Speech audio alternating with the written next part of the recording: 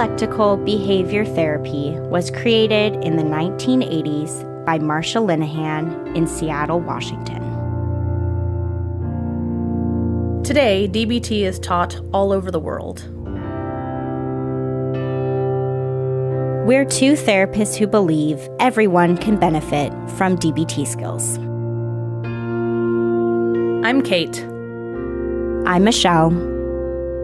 And this is DBT and Me.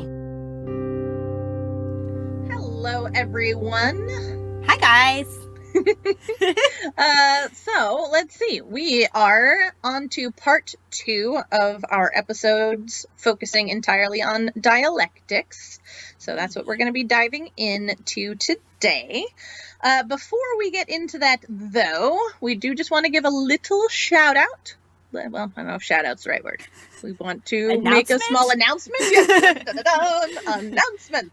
I think we've been hinting at this for a bit, so I don't think it's going to come as a giant surprise to everyone, but we've kind of run out of DBT skills. Mm-hmm.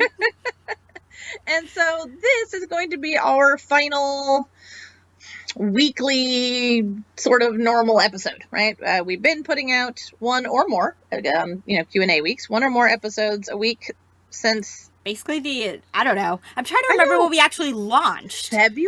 February sounds about right. I think, like the first week of February or something. Now I'm tempted to look back while you're talking. Keep talking, and I'm going to look back. Let's see. Anyway, so we've been doing that, and by doing it weekly, we've sort of blitzed through the standard DBT skills, thanks to some input from some of our listeners and people on the Facebook page. We've also thought of some extra stuff to throw in here at the end, but this is kind of it. So we are going to record a real, quote-unquote, last episode where we tell you all about what's coming. We are not just abandoning you. This podcast will continue, just in a slightly different fashion and with a different regularity. But sneak peek, Michelle and I are going to launch a new podcast, still mental health related, but not just DBT focused. So we will make an entire episode letting you guys know what DBT and Me is going to look like moving forward, what our new podcast is going to be about and look like, when you're going to be able to start listening to us there, etc., etc. But yeah, we just wanted to let you know so you didn't just spring it on you. Yes, exactly. And I looked back, and our first episode was released on February 12th. So we've definitely been doing this the better part of 2020. What a year to launch a podcast. Yeah, I mean, because we started recording in January, right? Because we got some, right? So yeah, and then we were finally ready to launch in February. So getting all of our shit in a pile. Right? It's not easy to launch a podcast, turns out. Not.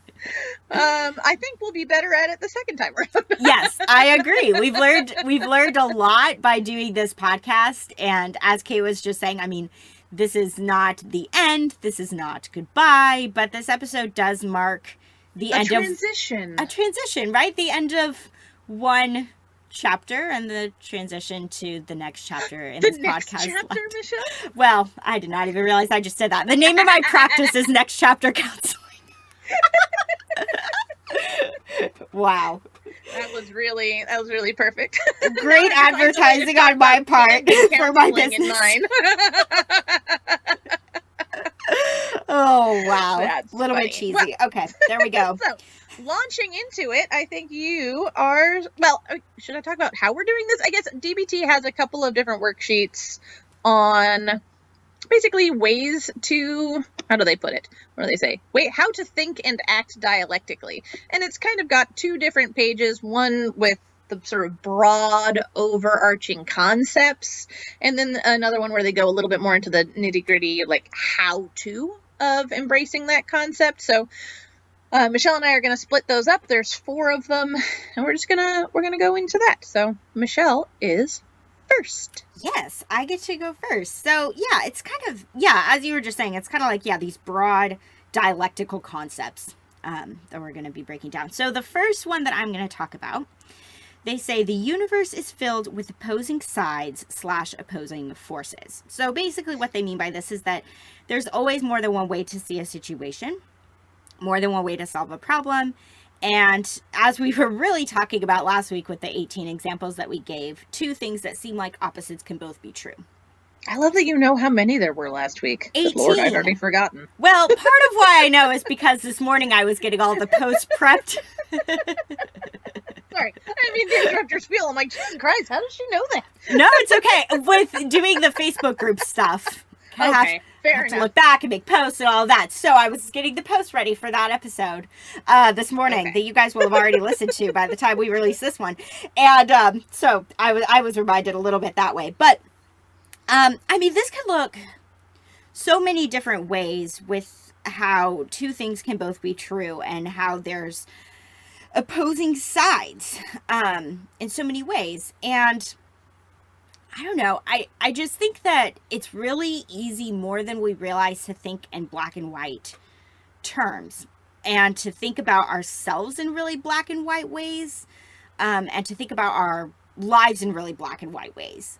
Like, I am either doing well or I am doing poorly. You are pointing at me. I am the interrupting. So I don't mean to be calling myself a cow. I just think of the knock knock joke. So I was going to say I'm the interrupting cow this morning, but that may have sounded differently than I was meaning it. No, I just think it's funny that the phrase is black and white, right? But that's not. But black and white would be a dialectic. What we really ought to be using for the term all the time is black or white. Why do we say black and white? That is what dialectical. we really mean is black or white. That's true. Yeah, we don't say black or white thinking. Yeah. Ooh, that sounds very weird, even just saying it that way. Right? My mouth doesn't like it. Oh. Anyway, that just suddenly struck me that black and white thinking would be fine. Yeah, good point. Now I'm gonna think of it that way when I say it like that. Sorry, I'll try. And no, that's so true. Please interrupt. It's okay. It's okay. I like your thoughts. So yeah, it's one of those things where, for me anyways, how I can think about this sometimes personally is like that I am either doing well or I am failing. Ooh. That's something that I catch myself, and I don't always think about it in that clear of terms, but that's really at the heart of it. Like, the essence of how I'm thinking about myself or how I'm viewing my life is that I am either doing well or I am failing. And the reality is that there's all these different pieces of our lives, right? There's the work piece of our lives, the relationship piece of our lives, the friendship piece of our lives. There's all these different things that make up who we are and the lives that we're leading. And while it may be true that at times there are struggles going on in every single one of those areas, it's also maybe more likely that sometimes there's struggles in some areas and sometimes other areas are going overall pretty well. And, how are you measuring that for yourself too? What judgments are you placing on yourself to determine whether you are doing well or whether you are failing? What's your criteria, basically? Yeah, what's your criteria? But that's a thing that I catch with myself a lot, is that if one area is struggling, I just think I'm just doing awful.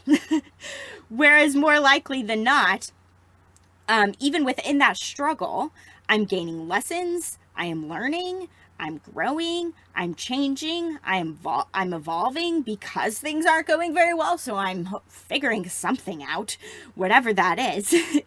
And so often those opposing sides, as we think of them, go together more often than we think a lot of the times, that it really isn't either one or the other.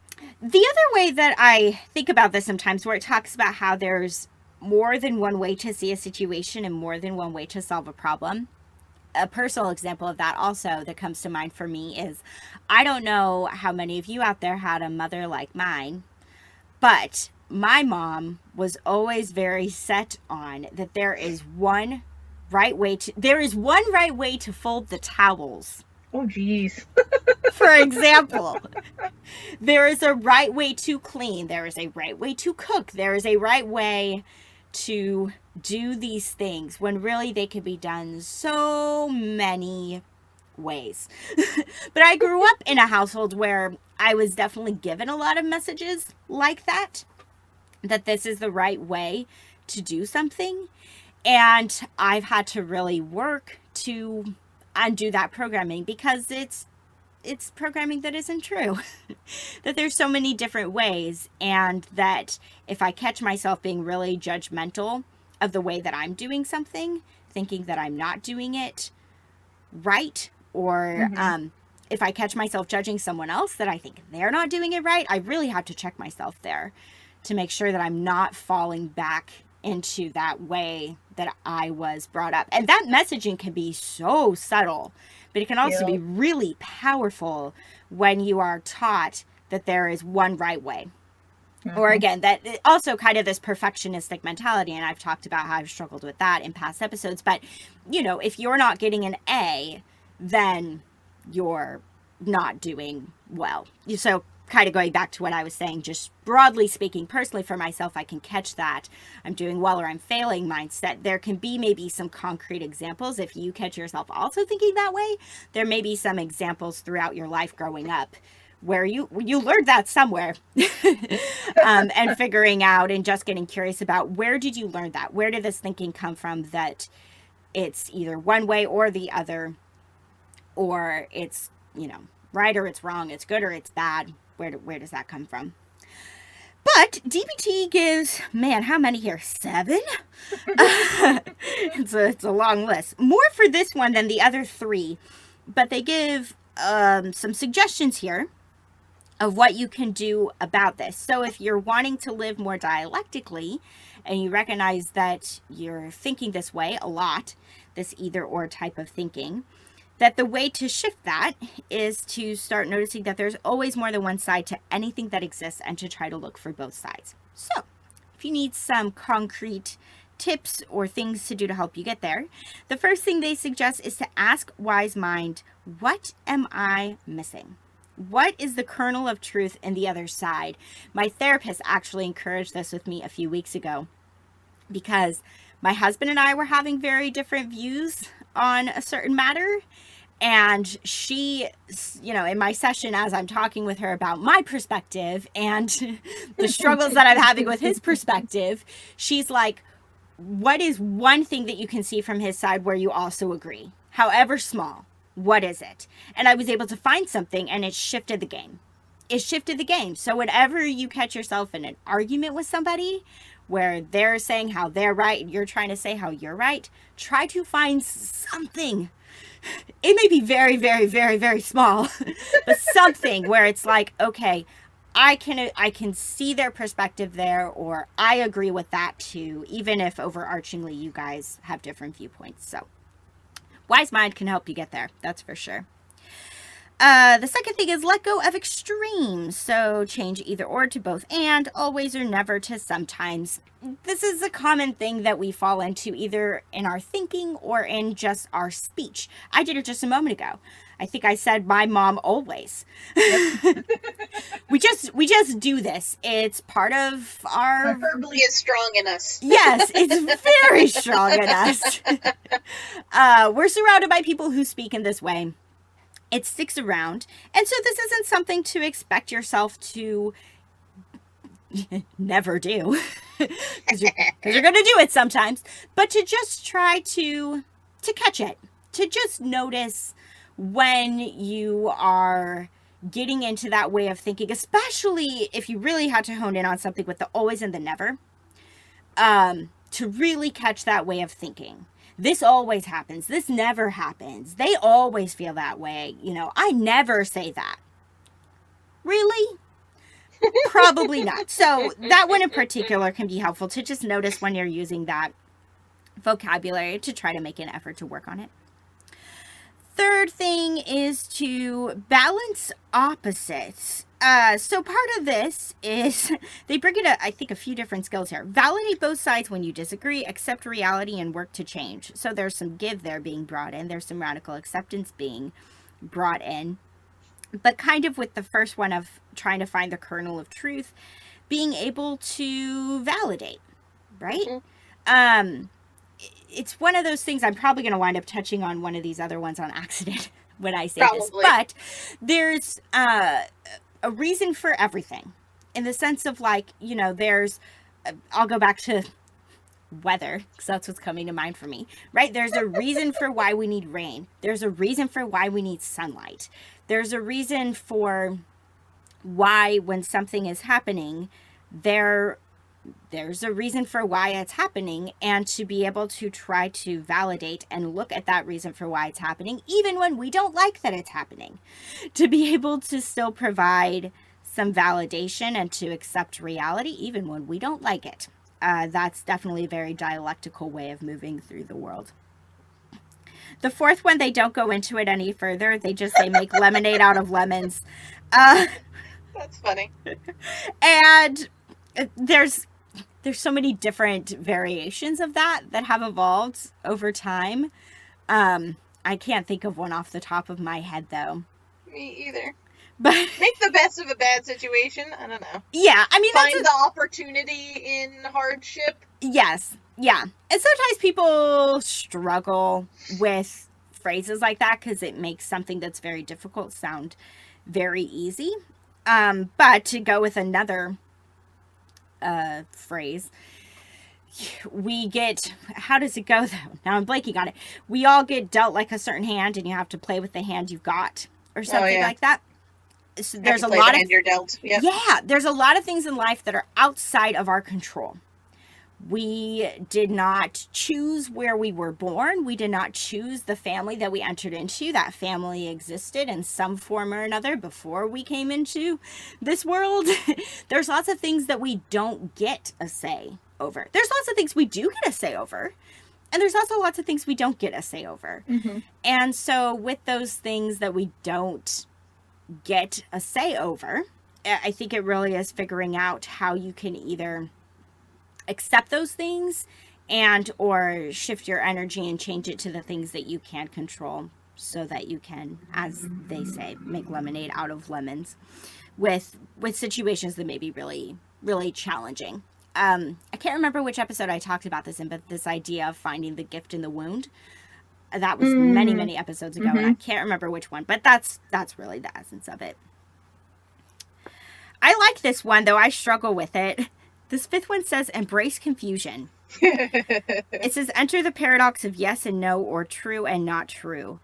So I really struggle with confusion. I really struggle with not knowing things. I like to get answers as soon as possible. Being in a state of uncertainty is one of the most uncomfortable states to be in. This is why anxiety exists. It's because there's so many things that we can't know, but we try to find out. Even when sometimes there's absolutely no way to find out or no way to know. So figuring out what it looks like to be in that in-between state where we don't know, and embracing the confusion instead of hating it can be something that could really bring us peace of mind and just overall enhance our well-being, I think, with that one. The next one says, play devil's advocate. Some people are very good at this. Some people really struggle with this. It says, argue each side of your own position with equal passion. That would be a real challenge with some things. But it goes back to that kernel of truth idea, the very first thing that it suggested, of being able to try to put yourself in the other person's shoes, see their side, even if you don't agree with it, being able to really more fully enter into the thing that appears to be at first glance very opposite of what you want or what you believe, to see what it's like to really go there and imagine temporarily, to see what kind of insights you can gain from that. Because there are insights to gain, even if it is uncomfortable and even if it's a really challenging thing to do. And the last thing, which is arguably maybe my favorite and the one that comes most easily to me anyways, is use metaphors and storytelling to unstick and free the mind. So when we can connect dots in a way where we can say, this is kind of like that, or the essence of what I'm feeling here is like when you experience this thing. We all have, to some degree or another, like these universal truths. We talked a lot about this in our Emotions 101 episode, how there are these core emotions that are universal. So when you can use metaphors or storytelling to get at the heart of the emotional experience, then that takes us out of the excess stuff. There could be a lot of noise and a lot of details that we get caught up in. Again, that trying to be right or trying to figure it out or that kind of a thing. And sometimes when we drop that, metaphors and getting at the heart of it can help us gain this new level of understanding with what's really going on, what we are really feeling emotionally, what the other person may be feeling emotionally.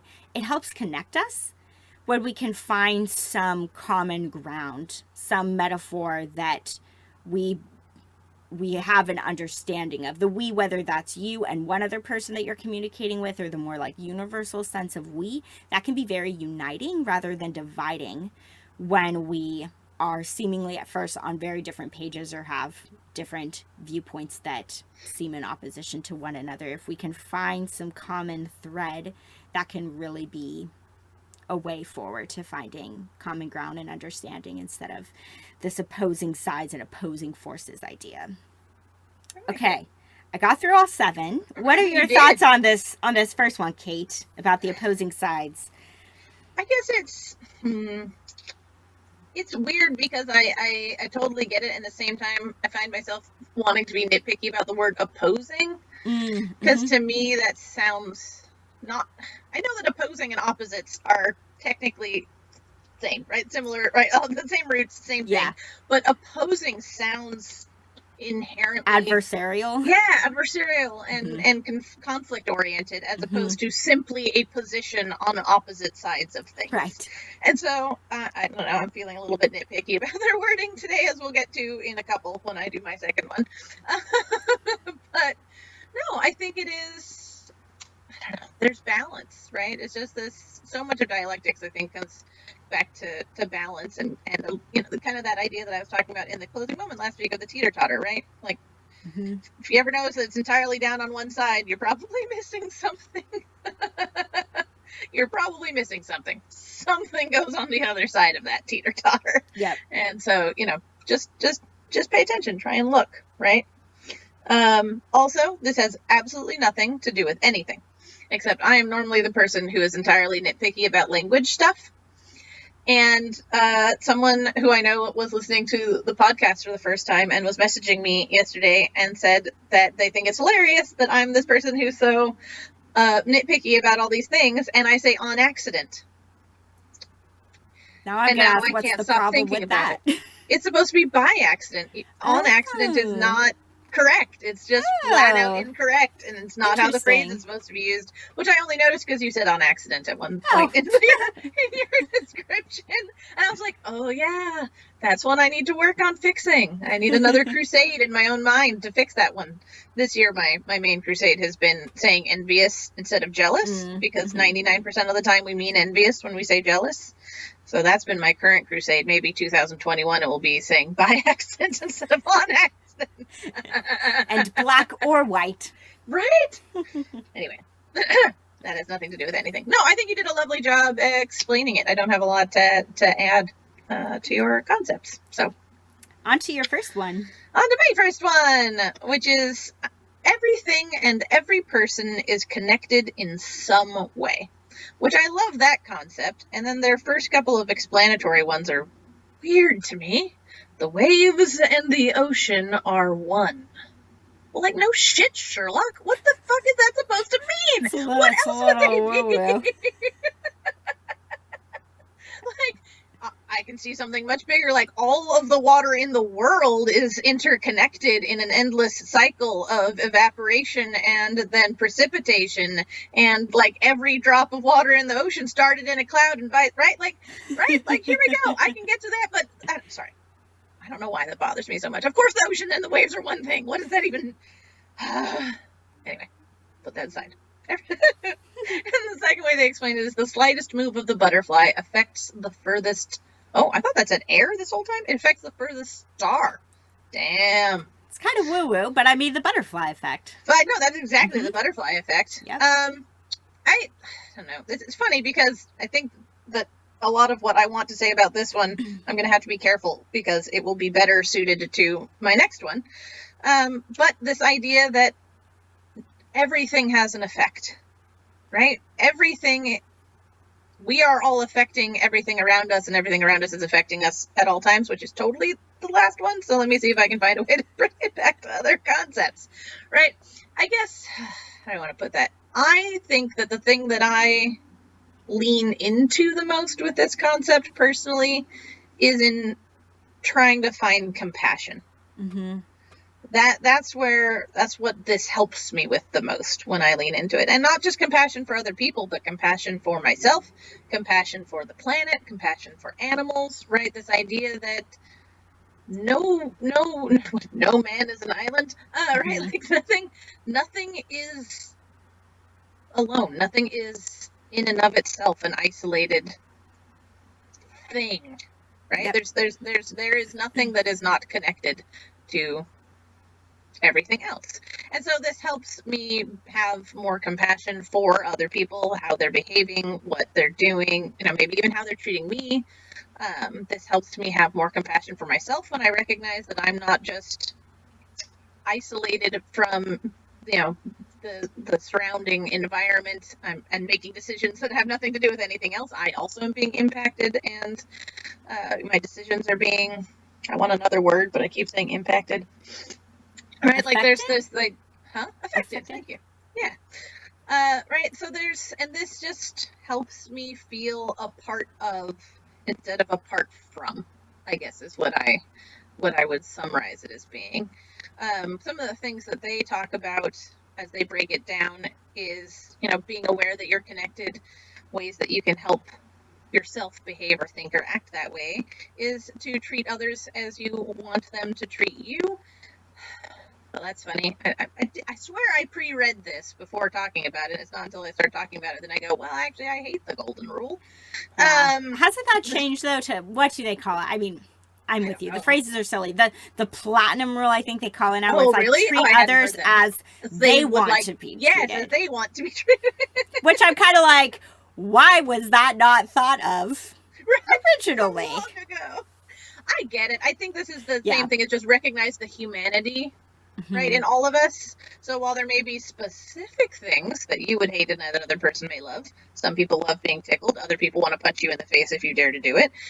Overarchingly, right, it's sort of I see it as like a loving kindness kind of idea, right? As I do, may you be healthy and okay. Right? Yeah. Like we may not both like to be tickled, but we both want to be housed and fed and healthy and taken care of and loved and whatever. So I think it depends on how specific you get before treating others how you would want them to treat you becomes wrong. Mm-hmm.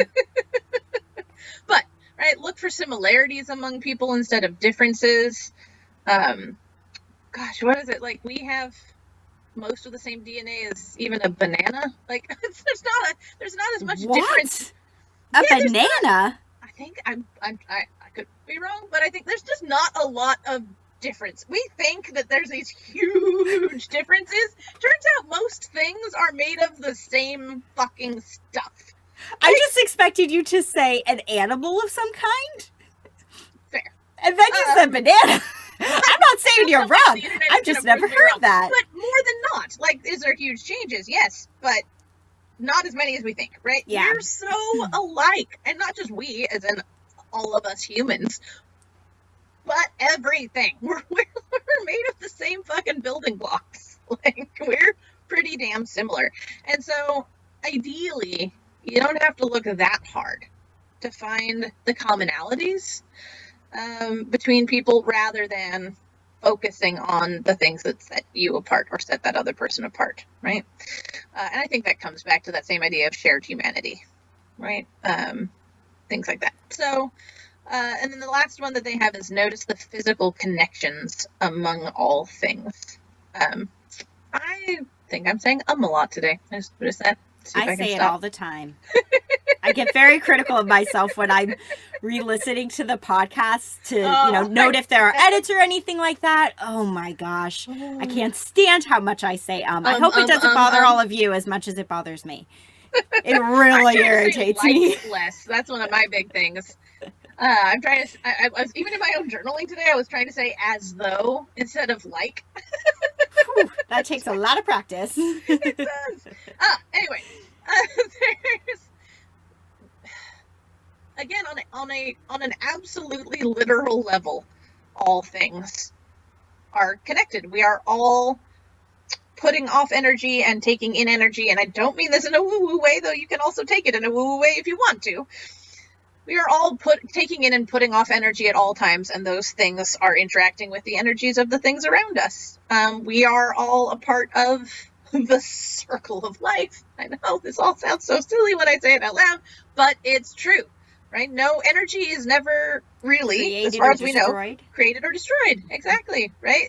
And so we're all together. We're all made of the same stuff. We're all connected to the same stuff. At our very core, we all want and need the same stuff, right?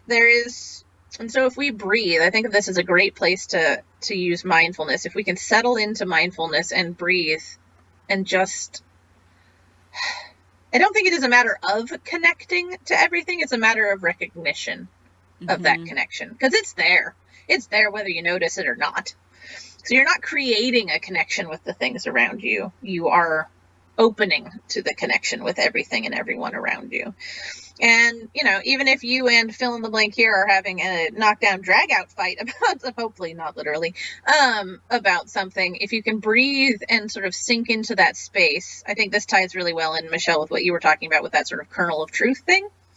If you can't maybe get to the kernel of truth in their current argument that you're having, at least ideally you can connect. You can connect to the connection between you, right? You can connect to the similarities as beings. Maybe not on this topic. Maybe you're like, no, you are just fucking flat out wrong. Yeah. You didn't run the dishwasher. I don't know. To go back to our perennially favorite topic. But you can connect to, we're ultimately and at our basest places the same. Yeah. And so maybe that can help you sink into a calm, into a kindness, into a place of compassion. If you can recognize and sink into that connection. Yep. So yeah, I think that's my thoughts on that one. Yep. Building off of just that last thing you were saying, which I touched on a little bit in the first thing I was talking about, is with that kernel of truth idea, what helped me when I did that with my husband in the argument that we were having was to get into the emotions. And I was speaking about that a little bit too, with that thing of like, we all have these emotions that we have felt at some point about something. And so, right, if you can't reach an agreement or see their side on the thing at hand, can you relate in any way to the emotional experience that they are having? Even if it's not about that thing. But hey, I also know what it's like to feel afraid. They are afraid right now. And even if I think they have no good reason to be afraid about this thing, that's what they're feeling. I also know what it is to experience fear. I like that. It's I was that actually emotional recently, connection piece.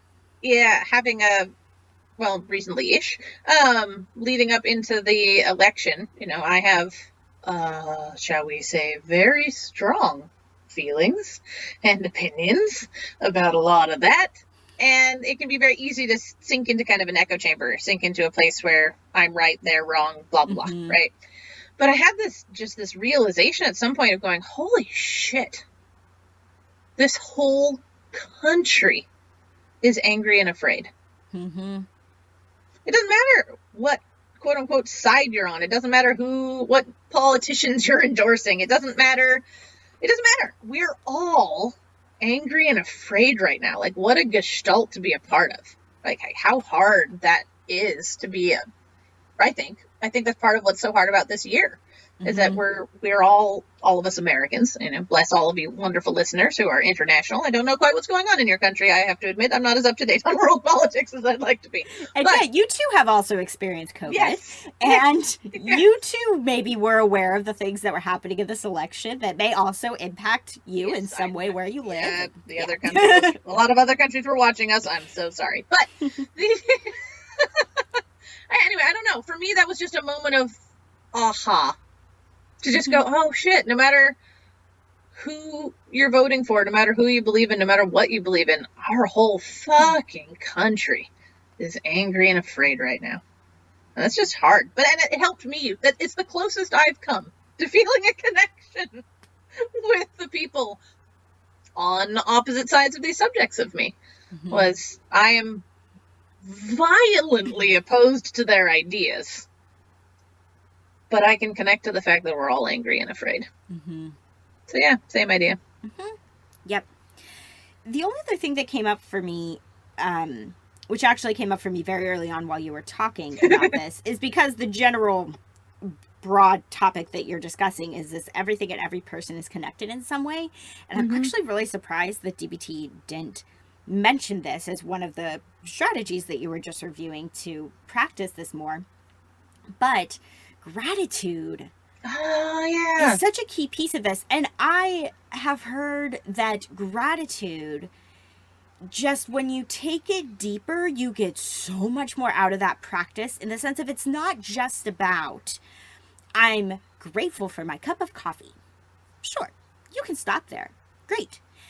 And if you take it further into this idea of how everything and every person is connected, think about, where did you get that coffee? You know, did you buy it at Starbucks? Can you be thankful for the barista who made it for you? Did you buy it at the grocery store? Can you be thankful for the cashier whose line you went through? The person stocking your shelves. Yes. Can you be thankful for the people? Even if you have no idea where in the world they may be. Since I don't drink coffee, I'm not really sure where it's made, but can you be thankful for the people? There were people somewhere in this world who picked those coffee beans. Yeah, who farmed, who grew, who harvested, who packaged, who roasted, who transported, who... Yep, exactly. And can you think about that within your gratitude? So it's this deeper level of everything, every like physical object and every experience that we have, there's someone to be thankful for within that experience. There's some gratitude to be expressed because you were only able to have that experience because of some other people. Yeah, probably hundreds. Yeah. If you're, someday post-COVID, right? If you're going to take a trip to Disneyland and you're really grateful that you're going to be taking that trip to Disneyland, think of how many people you have to be grateful to, I guess. I don't know if that's the right way to phrase it, but how many people there are to express gratitude for with that. The pilot of the plane, the flight attendants, the people who built the plane, the people who work at Disneyland. You could take this as far as you want to, or as little as you want to, but you get the general idea of anything that you express gratitude for, you're also expressing gratitude towards someone else. Because without someone else, you would not have that thing. So I like that idea when you're trying to practice this and increase your awareness of the connections between all of us. Yeah, to bring like gratitude to that. So, okay. Are we ready to move Number on 3. to my second one? Yes. Okay. So my second one says, change is the only constant. So how it thinks about this is, meaning and truth evolve over time. Each moment is new. Reality itself changes with each moment. This is a big one. I love this one. I love this one too. I love this one, and I think... Also, be careful you don't, stay in your lane, lady, because you could accidentally talk about my next one a lot on this one. Maybe we'll just wind up by the time we get to the fourth and final one, which you're talking about next. Maybe by then we will have already covered all of it. No. All of it, yeah. We'll see. So, for me, personally, this is a challenging one because I am a creature of habit. I'm trying to think of some examples that I can give for this. So, the most readily Your house available... cleaning. That's what I think of. Your house cleaning. My house cleaning? What part of it? You do the same things on the same day. You have your house I cleaning clean every day and Tuesday. time and order and things, right? Yep. Anyway, that's one habit of yours I'm aware of that I know is safe to share. Yes, yeah, that's totally safe to share. Yeah, every Tuesday prior to COVID, I would wake up, I'd go do my Zumba class in the morning, which I got to do a little bit. in the middle of COVID, and then gym shut back down.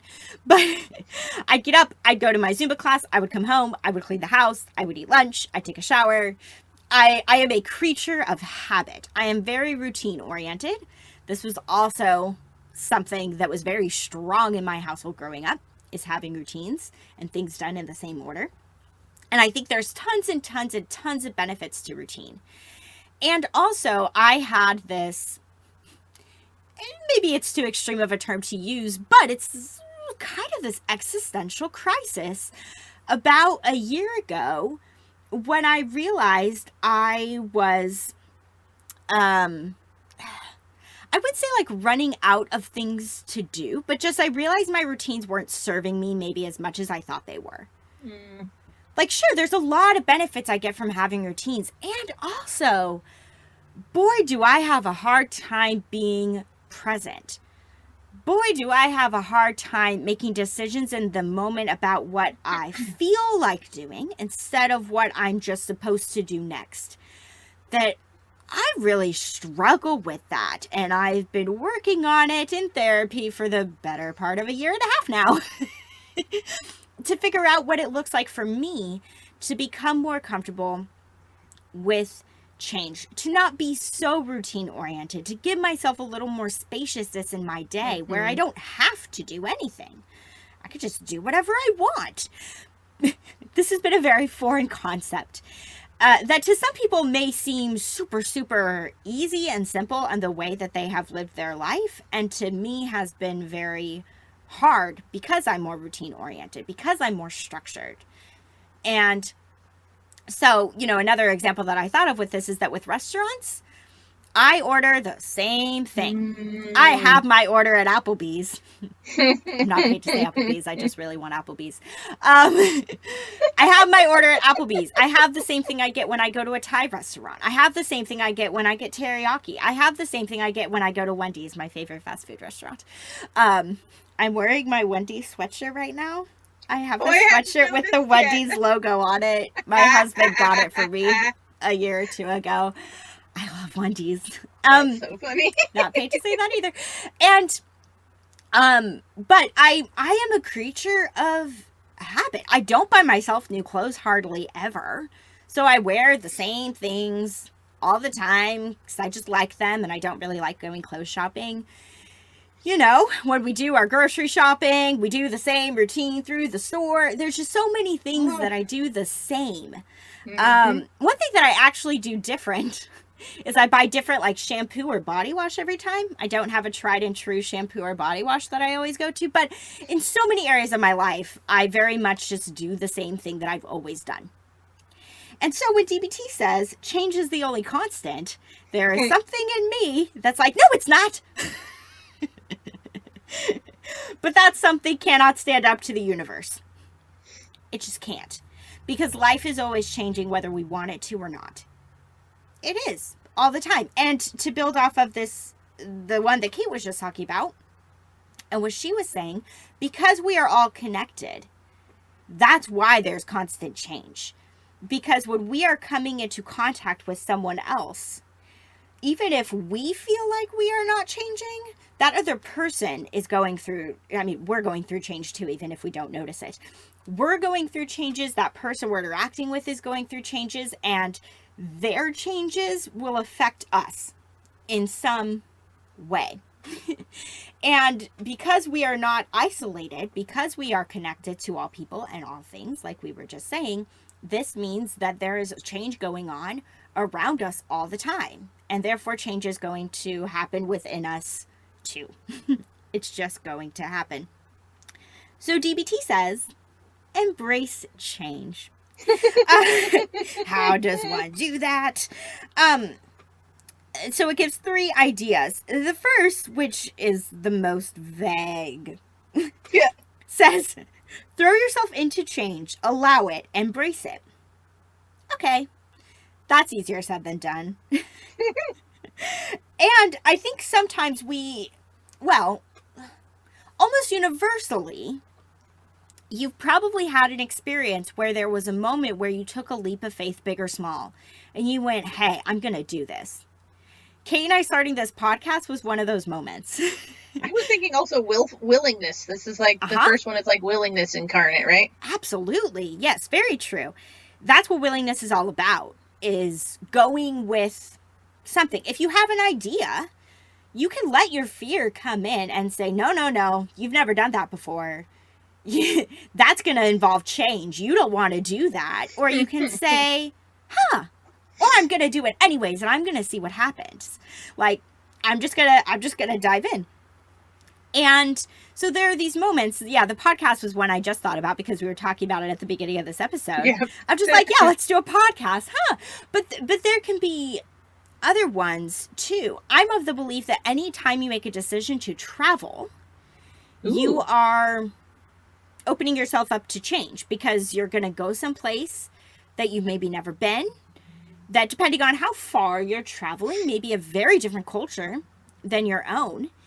And that if you're not going to be open to the changes that you're going to be exposed to, you're not going to get as much out of that experience. So when we try something new for the first time, that's throwing ourselves into change, big or small. The second thing says, practice radical acceptance of change when rules, circumstances, people, and relationships change in ways you don't like. Whew, absolutely. That's what we're daunting. I just said always, and I'm going to rewind that. What did you say, Kate? Oh, I just said that sounds daunting. Very daunting. And also, when we're talking about the concept of radical acceptance, that's normally what it's focused on. I was about to say always what it's focused on, which probably isn't always, but the majority of the time, we're trying to radically accept rules, circumstances, people, and relationships changing in ways we don't like. Yep. I think about both of our radical acceptance stories. I was not ready to stop dancing. Nope. You desperately wanted to be a mom. Yep. You did not want life to be like, here you go, Kate, you're going to be sterile. Yeah. You didn't want those circumstances. Menopause in your early 30s. Have fun. Right. You didn't want that. So, but these are examples of how life changes. And there can be these handful of moments. What have I heard? Something like minimum, we tend to go through 2 or 3 huge, pivotal, life-changing moments in our life. So these are the moments when you're diagnosed with cancer. These are the moments where your house burns down and you lose all your belongings. These are the moments when you become a parent. These are the moments when, I mean, there's so many that it can look like, but that we all have at least 2 or 3 of like, your life's about to change. Surprise. I like that. Says the universe. Here we go. But those are the changes that we have 2 choices, which is really to be willful or to be willing. Embrace the change or try to fight it. You get to decide. And embracing the change tends to help us get through that change more than fighting it, though I'll speak for myself. The gut reaction tends to be to fight it first. And that's part of the radical acceptance process, is to fight it, and then we get through the fighting to get to the place of radical acceptance. So it's part of the journey to try to resist rather than embrace the change at first. The third one, which I would say is maybe the best place to start, right? Those first 2 can be really big ones and be really hard. Yes. This third one is a good place to try out some little things, especially if you're like me and you're very routine oriented and you're very much a creature of habit. I would recommend starting here. So they say practice getting used to change. Make small changes to practice this.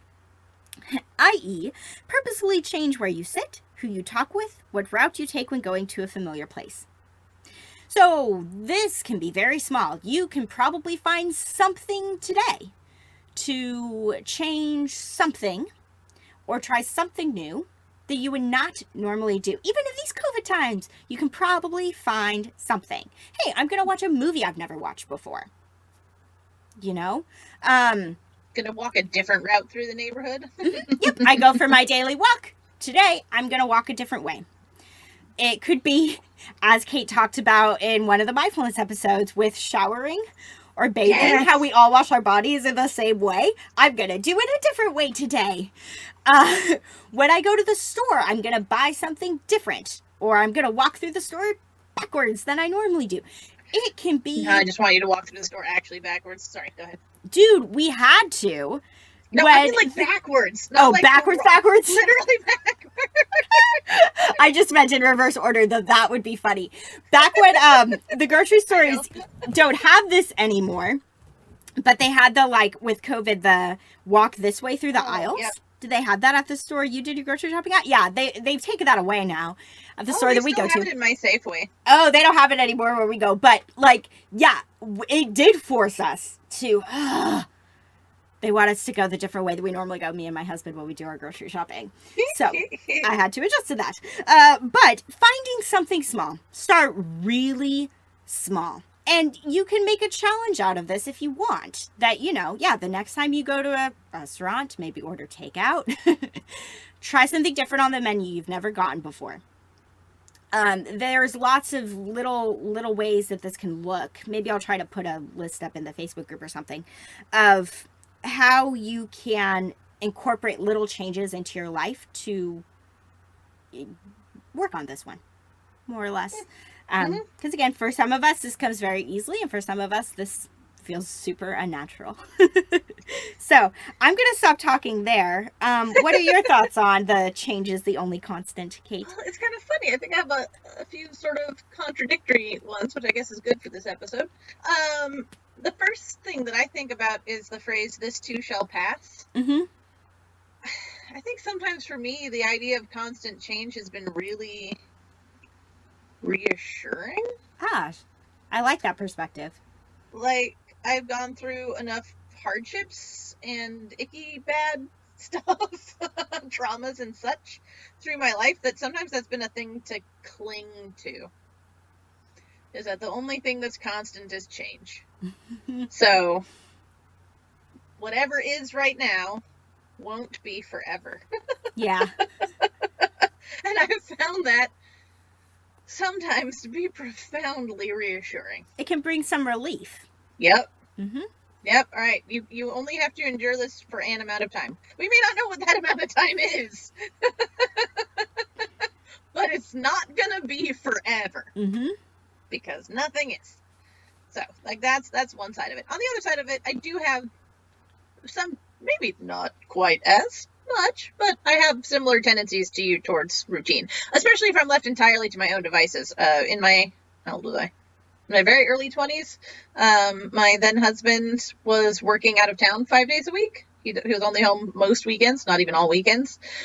And boy, howdy, did I learn a lot about myself. That's the closest I've ever come to living alone. Otherwise, I've lived with other humans my entire life. And wow.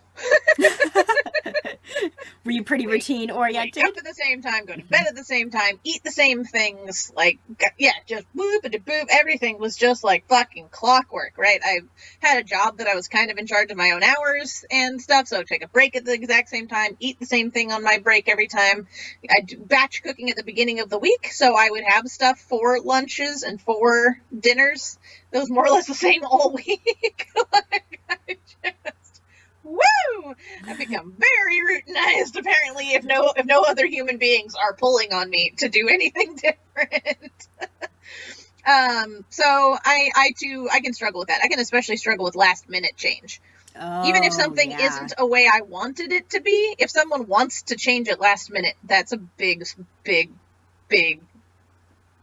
struggle for me. Yeah, things not going according to plan. Yeah. Mm-hmm. Or just, I don't know, if I didn't have a quote-unquote solid plan for my day, but like the plan was to not have a plan. I don't know. It's a weird thing. People suggesting stuff spontaneously to me is very hard for me to embrace. Me too. Even if it's a thing that I don't have any actual literal conflicting plans. Yep. And even if it's something objectively I'm probably gonna really enjoy.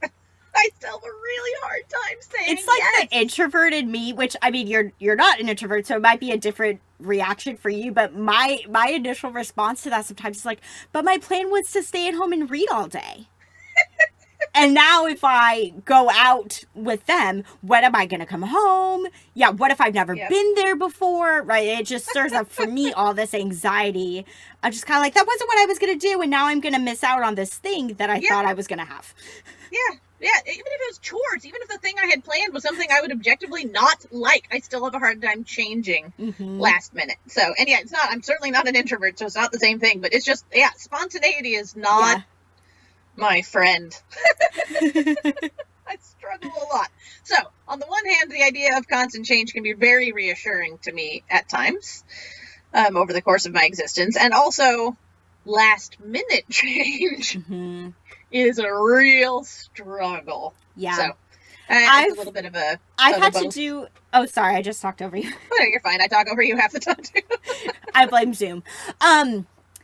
Yeah, with that, I just so relate to that struggle with spontaneity. And when I have moments, I've been working on it, so I've gotten a little better. So when I have moments that I have a very willing response to the spontaneity, I feel so proud of myself. Like earlier this year, my mom called me in a panic because my grandma was going through a lot of health issues. And she was like, Michelle, we need you to come to the hospital and we need you to help us with this like paperwork for grandma and blah, blah, blah. And, right, I mean, that's not even a fun thing. That's an awful spontaneous thing of like, oh my God, I got to go to the hospital and we got to do what and how long am I going to be there? And I did have some things that I was planning to do that day because I normally have something I'm planning to do most days, even if it is to sit at home and read.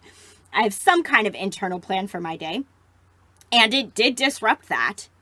But I basically, I was just very calm and I was like, yep, I will leave right now. I will be there. And as I was driving there, I was just easily able to kind of rearrange the other things that I was going to do. And I was like, well, that thing can happen tomorrow. And I just was very willing. And I was super proud of myself because that's not my typical response.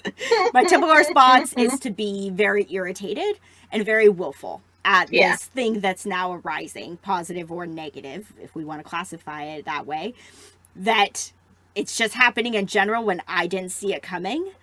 Yeah. So it feels pretty good to be willing in those moments. Isn't it nice when we're proud of ourselves? It's such a good feeling. It is a good feeling. And because it's a reward, we're more likely to do that thing again. Very true. Yep. Reinforcement. Haha. All right. Are we on to the last one? Yes, last one. Let's do it, Kate. One. So this one's going to start with a complaint? No, a change, actually. I'm just flat out changing it because sometimes I complain about DBT, and this time I think they're just wrong. There you go. Objectively wrong. Said it. Objectively incorrect. So the phrase that they have for the fourth one is that change is transactional.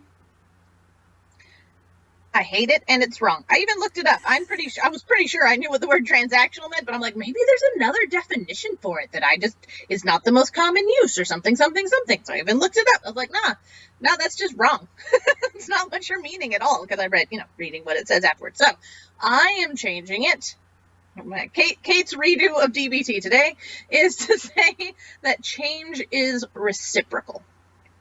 And I think that that's actually much more well suited to the point that they're trying to make. What they say underneath is what we do influences our environment and other people in it, and also the environment and other people influence us, right? And that to me is a perfect example of reciprocity, right? You could also say interdependent, but I think reciprocal or reciprocity works better, right? There is... And this, I think, again, comes back very much the idea that I was talking about in my first point, the everything and every person is connected in some way, right? It's we are being influenced and we are influencing all the time, right? You may think you're not if you say, live alone with no pets or other things, but you're still impacting your environment. Right? Like you are or are not making your bed. You are or are not washing your clothes. You are or are not doing the dishes. You or do or do not have houseplants that you are or are not murdering. Right? Like you still have an environment, and as you move through that environment, you are altering it. And those alterations then in turn impact you.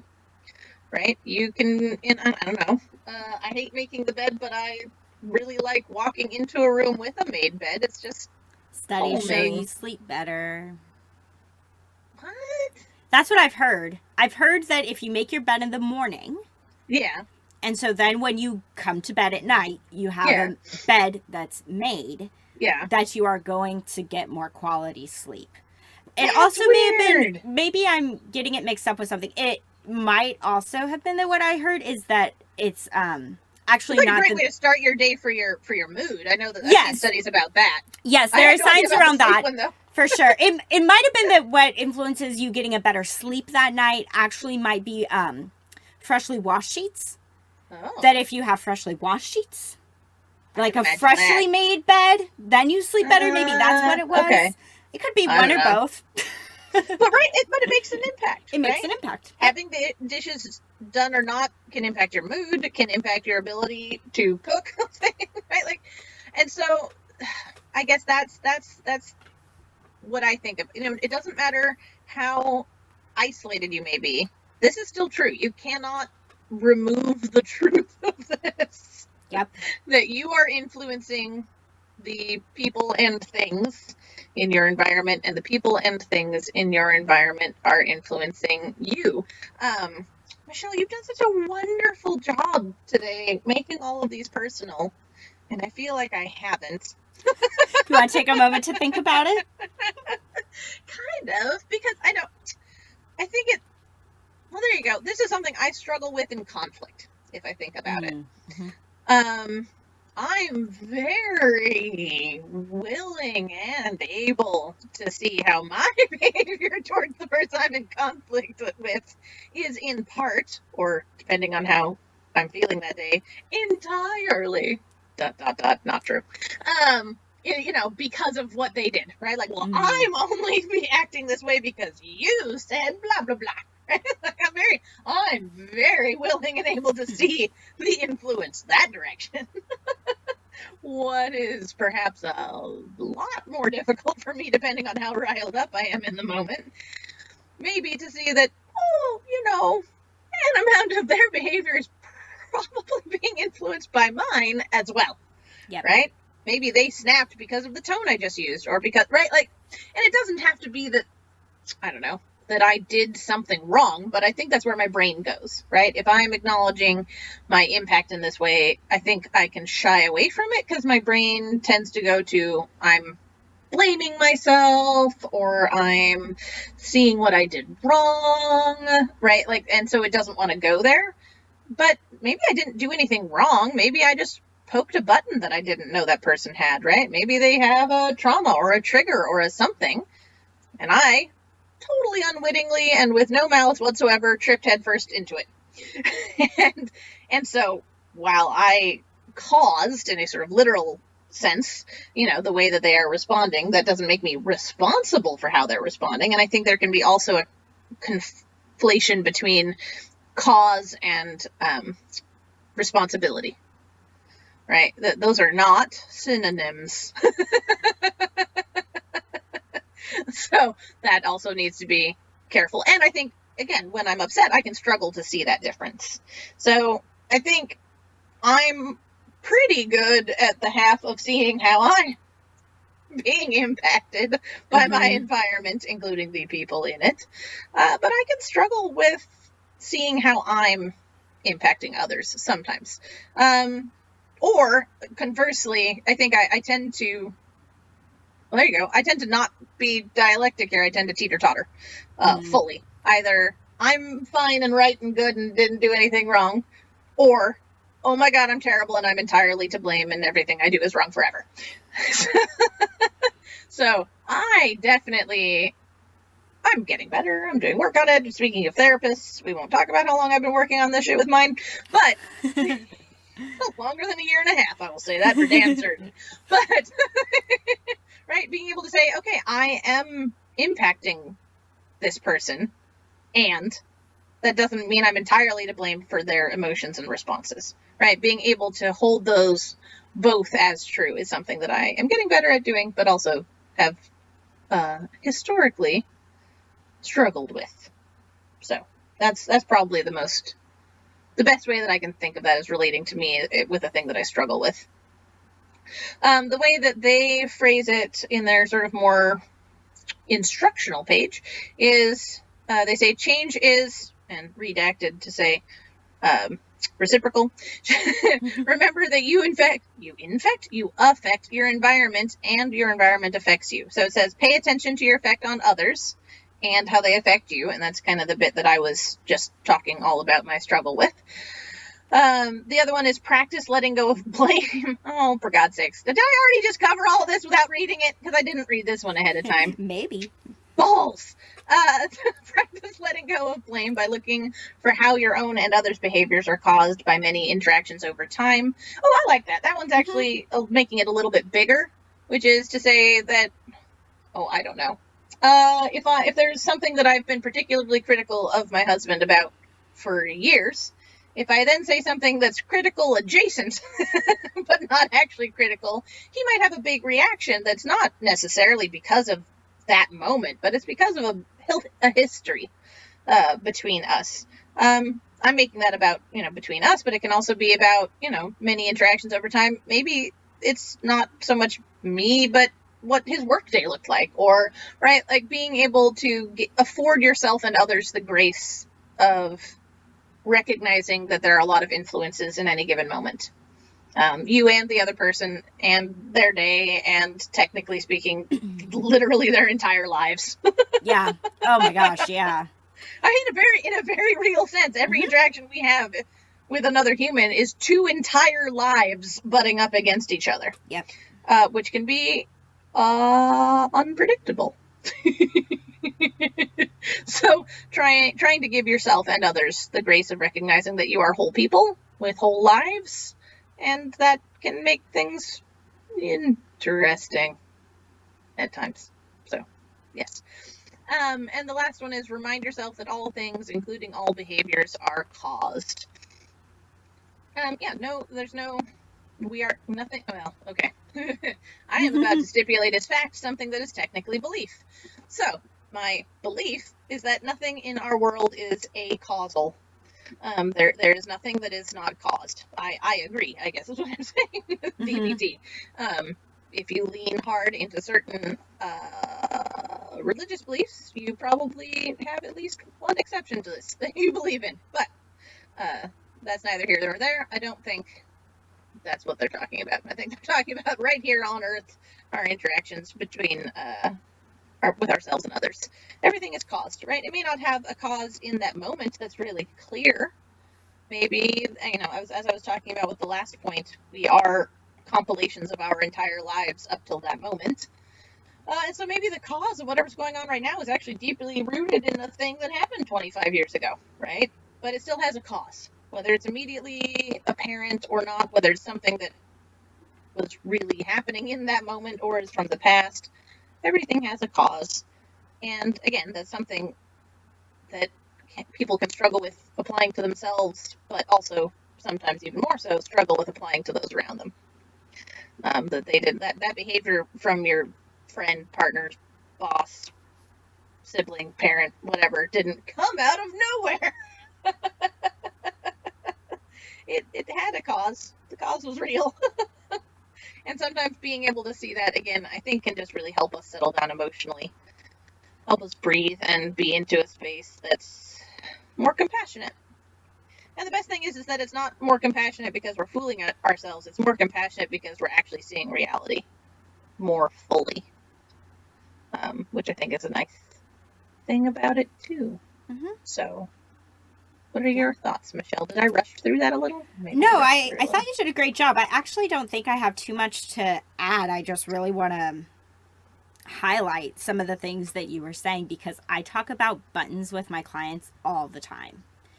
In the context of relationships, in the sense of like, you came into this relationship with buttons, so did your partner, and you use the word unwittingly, but yeah, we could use that word, we could say accidentally, just, you will push each other's buttons, and you are not, most of the time, doing this with the intention with malice, with malice, or with the intention of hurting their feelings or causing them pain or anything like that.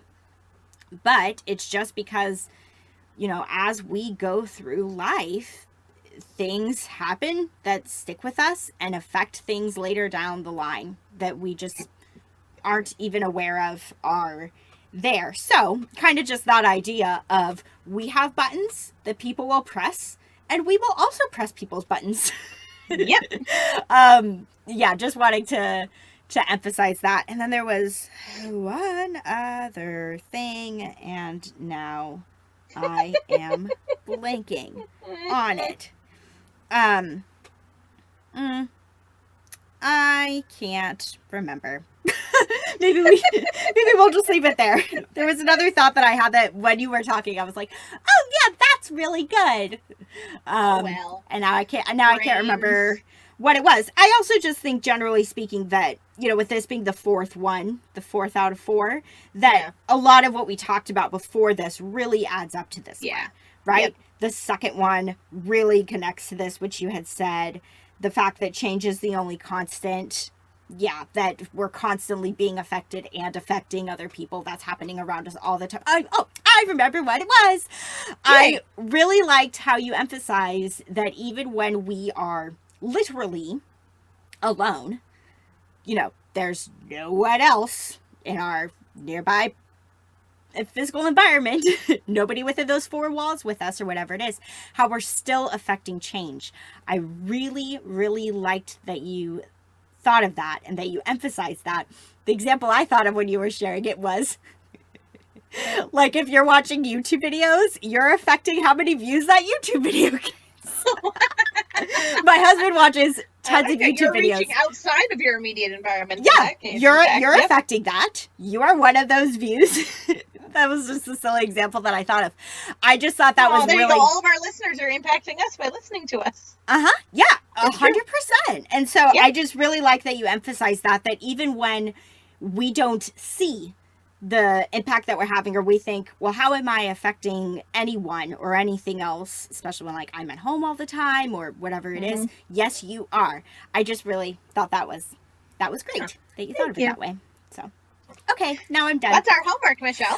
Homework. Okay, so you have these big 4 things, and I'm going to read them back one more time. The first is that the universe is filled with opposing sides / opposing forces. Second is that everything and every person is connected in some way. The third is that change is the only constant. And the fourth is, with Kate's revision, that change is reciprocal. So if you are embracing all of these concepts and trying to live them out, you are living dialectically. Doing all 4 of these all the time would be very, very difficult. And so what the homework is to pick one of those 4 that maybe as we were reading through it, you were like, oh, that's mine. Number 3, that one's mine, personally. But there may have been one where you were like, oh, yeah, I catch that I forget that, or I don't think of that a lot. And to really have it be that with picking one of these 4, we gave suggestions for each one, that you try something within the next week to just embrace that concept a little bit more. That might just be changing your way of thinking, because a lot of dialectics starts with inside our brain and how we're thinking about things. And if we the change starts with you. The change starts with you. Shocking. But that if you can start changing the way that you're thinking about other people, the way you're thinking about yourself, that's going to translate in some way, big or small, through your actions and how you're moving through the world and interacting with other people. So it might be that when you pick one of these 4, what it really looks like is just that you start trying to catch how you're thinking about something, right? Catching when you're thinking more in either or terms, or catching when you're having some really judgmental thoughts towards someone else or towards yourself. So it's coming back to mindfulness, as most things do with DBT. Just being mindful of that particular area and trying to see if you can start making a little change in your thinking or moving through the world to be a little more dialectical with it. I like it. Yeah. Okay. Awkward self-promotion time? Yeah. Do it. Self-promotion time. Okay. So First and foremost, a big shout out to our new Patreon supporter, Mel. Thank you, Mel. Thank you, Mel. We appreciate you appreciating us, something like that. So, thank you. If you want to join Mel and support us on Patreon, you can do that by going to patreon.com/dbtandme. Also, the holidays are upon us, and actually, we're getting so many orders. Just gonna say, almost on the people have daily. noticed. Yes. Have we sold one "Stop Being a Dick to Yourself" poster? I don't think we have yet. Not and yet. I'm so It's sad tricky about it. because the posters are kind of expensive just because the shipping cost for the posters, like the manufacturer that we work with, the shipping cost alone is like $12. Oh, geez. I think for the posters. Yeah, it's really expensive. And we want to give you guys free shipping. In order to do that, that means the price for the thing itself goes has to go up a little up. bit. So It's been tricky figuring it out because I think at first we were selling stuff and we're like, oh, when we sell that, we get 35 cents. Right. We've definitely had some very marginal profits, and we've been figuring out what our price points are, and this is all a learning experience, you guys. Very much. But yeah, so with the posters, you are correct, Kate. We haven't sold one yet. So sad. They are kind of expensive. However, I view it as like that's something that you have forever and ever and ever. Shirts, our bodies can change sizes, or clothing just wears out. But a poster on your wall, that's forever. There you go. And everybody needs the reminder. Yes. I'm at home right now. My home office has a window directly behind me, but I'm already planning on getting one for myself for when I'm actually in an office again. Yeah. Assuming the people that I sublet with will let me. I totally want to put that up on my wall. Yeah, I know. I want one too. Anyway, that's a really long-winded way of saying check out our Etsy shop, where you just go to Etsy and search for DBT and Me. Give us a rate and review on Apple Podcasts if that's where you listen to us, and never stop sending emails. We love them. So send us an email. Our address is dbtandmepodcast@gmail.com. Mm-hmm. Yep. All and of that. like Kate said, I mean, we're going to be talking about this at our next episode about like now what happens, since this was our last weekly run-of-the-mill episode like you guys are used to. But answering your guys' questions is definitely something we are going to continue doing. So by all means, keep the emails coming. We really love receiving them. They will not fall into an abyss. Yes, exactly. So, all right, we appreciate you. I'm still going to do what I thought of, but that was like more pressure. I'm glad I didn't think about it earlier, that this is my last like normal closing moment. I want to continue closing moments, Kate, but I know. Fuck. It's a lot of work. Here's the thing, you guys. I'm going to praise you, Kate. Just sit back and let me praise you. Okay. So, I've mentioned before, Kate makes all of these up off the top of her head. However, right, we always kind of need like a starting prompt. Like, what's this closing moment going to be about? So there's always like a couple words or a phrase that Kate writes down for herself of like, okay, this is what I'm going to have this closing moment be about. And then the script, what she actually says, totally made up in the moment every time, which is incredible. And also, like, not only is doing the closing moments off the top of your head a lot of work, coming up with the topics that's the also part. is a fair amount of work, because we want to make them different. We don't want to just repeat closing moments that we've done before. We want it to be a new one every time. But Kate really takes on that far more than I do. Every once in a while I'll be like, oh, the closing moment could be like this. But that's really all her. And so, yes, I think maybe she thought about how as we continue forward, closing moments might fall off, because it's a lot of work to come up with them. I didn't know of it in the format for the new one, so I don't. Yes. You're right. I had not been necessarily picturing that. However, I mean, I don't know. Maybe every once in a while, a treat, a closing moment Sure. treat. I was also all right. So this is so funny because here we are talking about this on. I mean, not live, but whatever. But no, I was thinking Totally like I could come up spontaneous. with like a few and rotate through them, Ah. or like some that were a little bit more set, so I could. And then occasionally, I'm sure I would come up with one that just seemed important. Intuitive. Yes. So, Mhm. but Yes. for today, this morning, whenever the fuck you're listening to this. I don't even know why I said tonight. It's still morning where I am. I know. For right now, the perpetual now, we have the one that I thought of for today. So Yes. Get comfy, get cozy, get relaxed. This can look however you want it to right now, whatever your body says. You can be sitting, standing, walking, laying down, whatever feels good to you. And if it's safe and you're comfortable doing so, as always, I invite you to go ahead and close your eyes. To begin with, we're just going to tune into our breath. You don't have to breathe any more slowly or any more deeply than you are naturally. It's just about paying attention. Just about noticing the rhythms and the sensations of our breath. And letting those welcome us into our body and into the present moment. So today, I'm just going to go through a list of dialectics. Some opposing descriptions that we might have thought of or felt about ourselves over the years. But I would say all of these are true of every person. And I know I'm breaking the rule about hyperbole. For each one, I'm just going to read them slowly and quietly.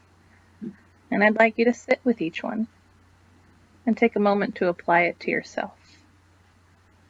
Trying not to lean more into the one that might be considered a compliment or the one that might be considered an insult, but instead to lean into the truth that we are all a mixture of each, sometimes more one, sometimes more another,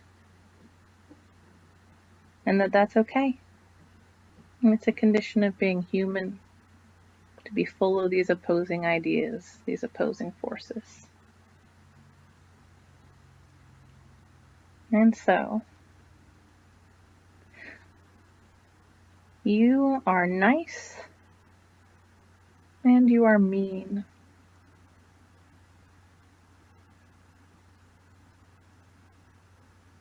You are smart and you are stupid. You are capable and incompetent.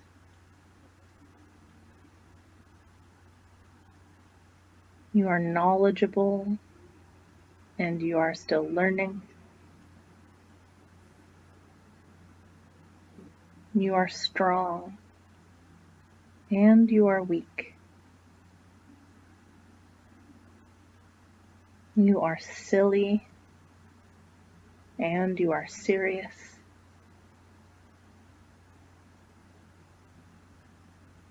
You are succeeding and you are failing.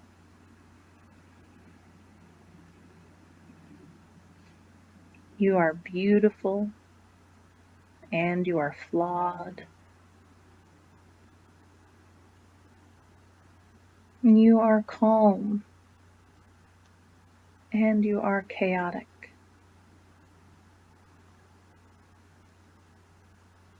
You are angry and forgiving.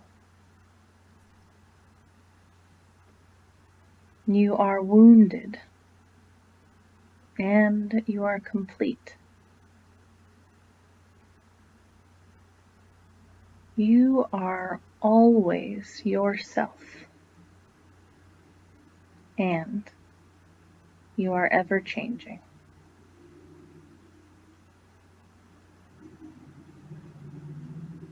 Take a few slow, deep breaths here.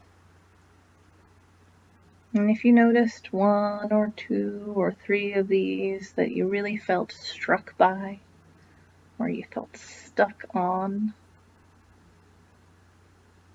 take a moment to lean into that.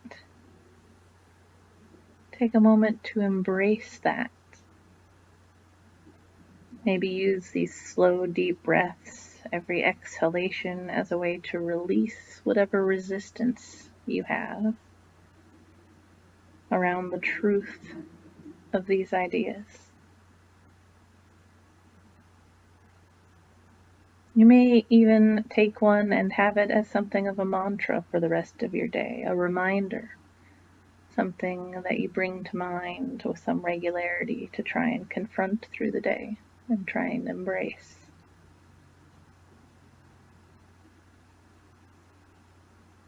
Whatever it is, be kind to yourself.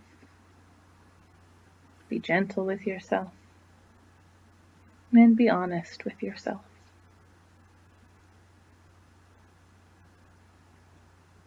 Now take a moment, as per usual, to kind of come back out of your thoughts into your body and into the room. You might stretch or roll your shoulders or neck. Try and do whatever your body says it needs or wants or would feel good in this moment. And whenever you feel ready to do so, you can go ahead and open your eyes. Thank you so much, everybody. Thanks, everyone. To learn more about us